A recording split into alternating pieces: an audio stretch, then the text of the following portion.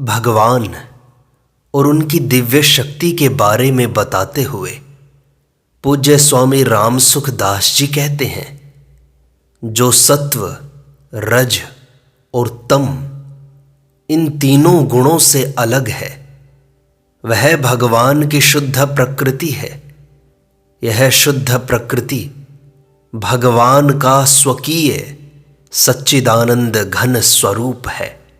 इसी को संधिनी शक्ति, संवित शक्ति और आह्लादिनी शक्ति कहते हैं।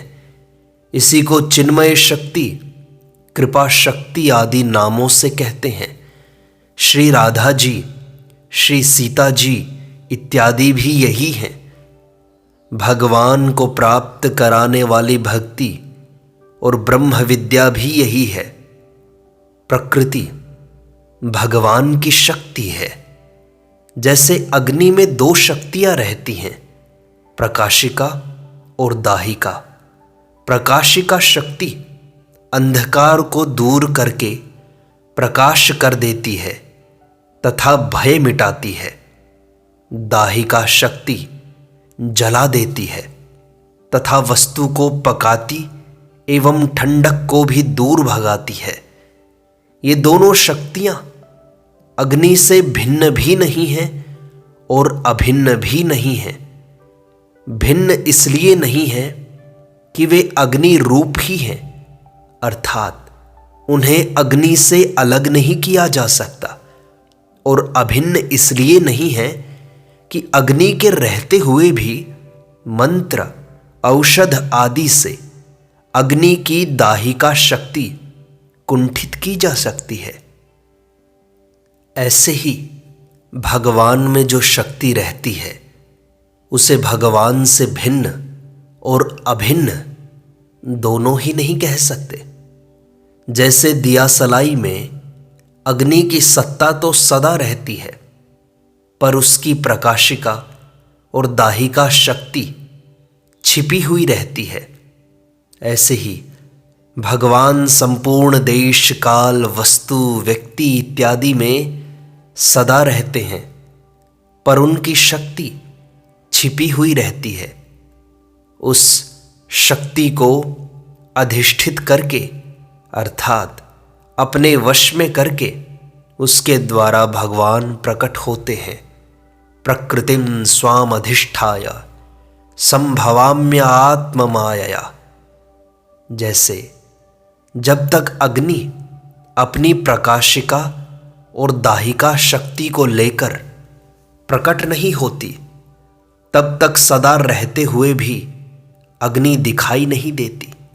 ऐसे ही जब तक भगवान अपनी शक्ति को लेकर प्रकट नहीं होते, तब तक भगवान सदा सर्वत्र वर्तमान रहते हुए भी नहीं दिखाई देते।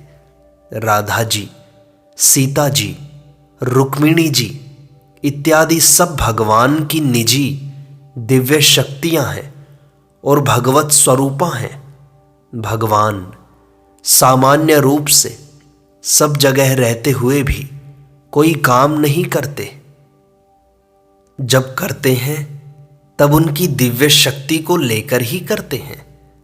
उस दिव्य शक्ति के द्वारा भगवान विचित्र विचित्र लीलाएं करते हैं। उनकी लीलाएं इतनी विचित्र और अलौकिक होती हैं कि उन्हें सुनकर, गाकर और याद करके भी जीव पवित्र होकर अपना उद्धार कर लेते हैं। निर्गुण उपासना में वही शक्ति ब्रह्म विद्या हो जाती है और सगुण उपासना में वही शक्ति भक्ति हो जाती है। जीव भगवान का ही अंश है। जब वह दूसरों में मानी हुई ममता हटाकर एकमात्र भगवान की स्वतः सिद्ध वास्तविक आत्मीयता को जागृत कर लेता है, तब भगवान की शक्ति उसमें भक्ति रूप से प्रकट हो जाती है। वह भक्ति इतनी विलक्षण है कि निराकार भगवान को भी साकार रूप से प्रकट कर देती है, भगवान को भी खींच लेती है। वह भक्ति भी भगवान ही देते हैं। भगवान की भक्ति रूप शक्ति के भी दो रूप हैं, विरह और मिलन। भगवान विरह भी भेजते हैं और मिलन भी। जब भगवान विरह भेजते हैं तब भक्त भगवान के बिना व्याकुल हो जाता है। व्याकुलता की अग्नि में संसार की आसक्ति जल जाती है और भगवान प्रकट हो जाते हैं। ज्ञान मार्ग में भगवान की शक्ति पहले उत्कट जिज्ञासा के रूप में आती है, जिससे तत्व को जाने बिना साधक से रहा नहीं जाता, और फिर ब्रह्म विद्या रूप से जीव के अज्ञान का नाश करके उसके वास्तविक स्वरूप को प्रकाशित कर देती है। परंतु भगवान की वह दिव्य शक्ति जिसे भगवान विरह रूप से भेजते हैं, उससे भी बहुत विलक्षण है। भगवान कहाँ है, क्या करूं, कहाँ जाऊं? इस प्रकार जब भक्त व्याकुल हो जाता है तब यह व्याकुलता सब पापों का नाश करके भगवान को साकार रूप से प्रकट कर देती है। व्याकुलता से जितना शीघ्र काम बनता है, उतना विवेक विचार पूर्वक किए गए साधन से नहीं बनता। भगवान अपनी प्रकृति के द्वारा अवतार लेते हैं और तरह तरह की अलौकिक लीलाएं करते हैं। जैसे अग्नि स्वयं कुछ नहीं करती, उसकी प्रकाशिका शक्ति प्रकाश कर देती है, दाहिका शक्ति जला देती है।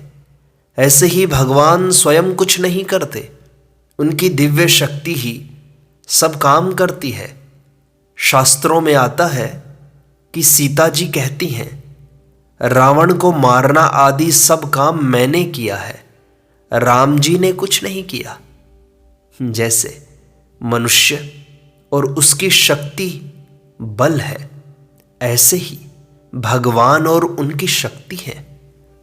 उस शक्ति को भगवान से अलग भी नहीं कह सकते और एक भी नहीं कह सकते। मनुष्य में जो शक्ति है उसे वह अपने से अलग करके नहीं दिखा सकता, इसलिए वह उससे अलग नहीं है। मनुष्य रहता है पर उसकी शक्ति घटती बढ़ती रहती है, इसलिए वह मनुष्य से एक भी नहीं है और अलग भी नहीं है। यदि उसकी मनुष्य से एकता होती तो वह उसके स्वरूप के साथ बराबर रहती, घटती बढ़ती नहीं। अतः भगवान और उनकी शक्ति को भिन्न अथवा अभिन्न कुछ भी नहीं कह सकते। दार्शनिकों ने भिन्न भी नहीं कहा और अभिन्न भी नहीं कहा। वह शक्ति अनिर्वचनीय है। भगवान श्री कृष्ण के उपासक उस शक्ति को श्री जी, राधा जी के नाम से कहते हैं। जैसे पुरुष और स्त्री दो होते हैं, ऐसे श्री कृष्ण और श्री जी दो नहीं हैं। ज्ञान में तो द्वैत का अद्वैत होता है, अर्थात दो होकर भी एक हो जाता है, और भक्ति में अद्वैत का द्वैत होता है, अर्थात एक होकर भी दो हो जाता है। जीव और ब्रह्म एक हो जाएं तो ज्ञान होता है, और एक ही ब्रह्म दो रूप हो जाए तो भक्ति होती है। एक ही अद्वैत तत्व प्रेम की लीला करने के लिए, प्रेम का आस्वादन अर्थात आनंदित करने के लिए, संपूर्ण जीवों को प्रेम का आनंद देने के लिए श्री कृष्ण और श्री जी इन दो रूपों से प्रकाशित होता है। दो रूप होने पर भी दोनों में कौन बड़ा है और कौन छोटा, कौन प्रेमी है और कौन प्रेमास्पद, इसका पता ही नहीं चलता। दोनों ही एक दूसरे से बढ़कर विलक्षण दिखाई देते हैं। दोनों एक दूसरे के प्रति आकृष्ट होते हैं। श्री जी को देखकर भगवान प्रसन्न होते हैं और भगवान को देखकर श्री जी प्रसन्न रहती हैं। दोनों की परस्पर प्रेम लीला से रस की वृद्धि होती है। इसी को रास कहते हैं। भगवान की शक्तियां अनंत हैं, अपार हैं। उनकी दिव्य शक्तियों में ऐश्वर्य शक्ति भी है और माधुर्य शक्ति भी। ऐश्वर्य शक्ति से भगवान ऐसे विचित्र और महान कार्य करते हैं जिन्हें दूसरा कोई कर ही नहीं सकता। ऐश्वर्य शक्ति के कारण उनमें जो महत्ता, विलक्षणता और अलौकिकता दिखाई देती है वह उनके सिवा और किसी में देखने सुनने में नहीं आती। माधुर्य शक्ति में भगवान अपने ऐश्वर्य को भूल जाते हैं। भगवान को भी मोहित करने वाली माधुर्य शक्ति में एक मधुरता, मिठास होती है जिसके कारण भगवान बड़े मधुर और प्रिय लगते हैं। जब भगवान ग्वाल बालों के साथ खेलते हैं तब माधुर्य शक्ति प्रकट रहती है। यदि उस समय ऐश्वर्य शक्ति प्रकट हो जाए तो सारा खेल बिगड़ जाए, ग्वाल बाल डर जाएं और भगवान के साथ खेल भी न सकें। ऐसे ही भगवान कहीं मित्र रूप से, कहीं पुत्र रूप से और कहीं पति रूप से प्रकट हो जाते हैं तो उस समय उनकी ऐश्वर्य शक्ति छिपी रहती है और माधुर्य शक्ति प्रकट रहती है। ऐसे ही भगवान में एक सौंदर्य शक्ति भी होती है जिससे प्रत्येक प्राणी उनमें आकृष्ट होता है। भगवान श्री कृष्ण के सौंदर्य को देखकर मथुरापुरवासिनी स्त्रियां आपस में कहती हैं, इन भगवान श्री कृष्ण का रूप संपूर्ण सौंदर्य का सार है। सृष्टि मात्र में किसी का भी रूप इनके रूप के समान नहीं है। इनका रूप किसी के संवारने सजाने अथवा गहने कपड़ों से नहीं, प्रत्युत स्वयं सिद्ध है। इस रूप को देखते देखते तृप्ति भी नहीं होती क्योंकि यह नित्य नवीन ही रहता है।